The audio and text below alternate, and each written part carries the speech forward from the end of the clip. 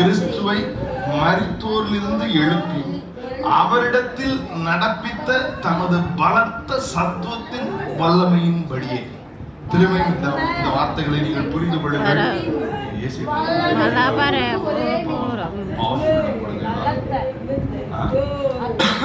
திரும்ப நான் வாசிக்கிறேன், கவனிங்கள்.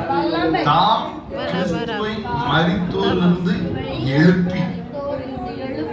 எழுப்பினவர் சாதாரணமாக எழுப்பல, அவரிடத்தில் நடப்பித்த தமது பலத்த சத்துவத்தின் வல்லமையின்படியே விசுவாசிக்கிறவர்களாகிய நம்மிடத்தில் காண்பிக்கும் தம்முடைய வல்லமையின் மகா மேன்மையான மகத்துவம் நீங்கள் அறியும்படிக்கு அவர் உங்களுக்கு பிரகாசம் உள்ள மனக்கண்களை கொடுக்க வேண்டும் என்று வேண்டிக் கொண்டிருக்கிறார். ஆமென். புரிந்து கொள்ளுங்கள். இயேசுவை ரொம்ப ஹாட்டா இருக்கு, ரொம்ப அடைச்சு உட்கார்ந்து. அடுத்த ஈஸ்டர் நீங்க ஏன் அடுத்த கிறிஸ்துமஸுக்கே நீங்க கஷ்டப்பட மாட்டீங்க?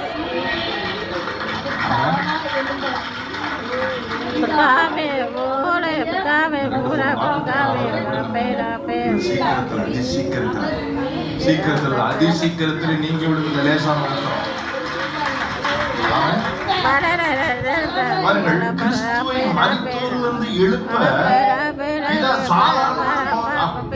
அப்படி எழுப்பல, அவர் தமது பலத்த சத்துவத்தின் வல்லமையை காண்பித்தார். பக்கத்துல யாரையா சொல்ற பலத்த சத்துவத்தின் வல்லமை.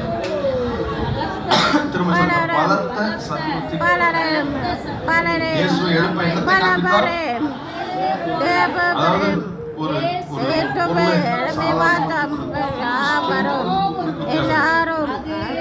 இயேசுவை எழுப்பும்போது தன்னுடைய பலத்த சத்துவத்தின் வல்லமையை காண்பித்து மரித்த இயேசுவை உயிரோடு எழுப்பினார். அவன் அப்படியே அந்த அளவுக்கே பலத்த சத்துவத்தின் வல்லமை விசுவாசிக்கிறவர்களாகிய நம்மிடத்திலே அவர் காண்பிக்கிறார் என்பதை நாம் அறிந்து கொள்ளும்படி நம்முடைய மனக்கண்கள் பிரகாசம் உள்ளவர்களா இருக்கிறார். ஆமென் சொல்லுங்களேன். அல்லேலூயா. அந்த the power was so intense.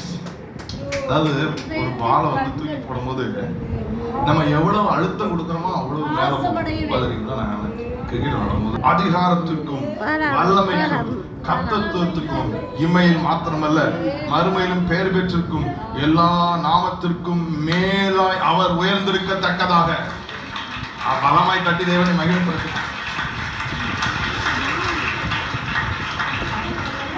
இப்ப அவருடைய பலத்த சத்துவம் எவ்வளவு தூரம் இருந்தது என்றால், அவர் தூக்கிவிட்ட வேகத்துக்கு Jesus went above every power, every authority, every lordship, every dominion.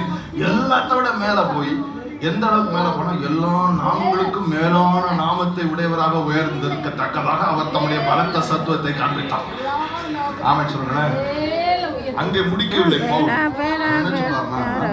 பிதா எப்படி தன்னுடைய பலத்த சத்துவத்தின் வல்லமையை இயேசுவுக்கு காண்பித்தாரோ அதே பலத்த சத்துவத்தின் வல்லமை இன்று ஒவ்வொரு விசுவாசிக்குள்ளையும் காண்பித்து செயல்படுத்தி கொண்டிருக்கிறார் என்று அர்த்தம்.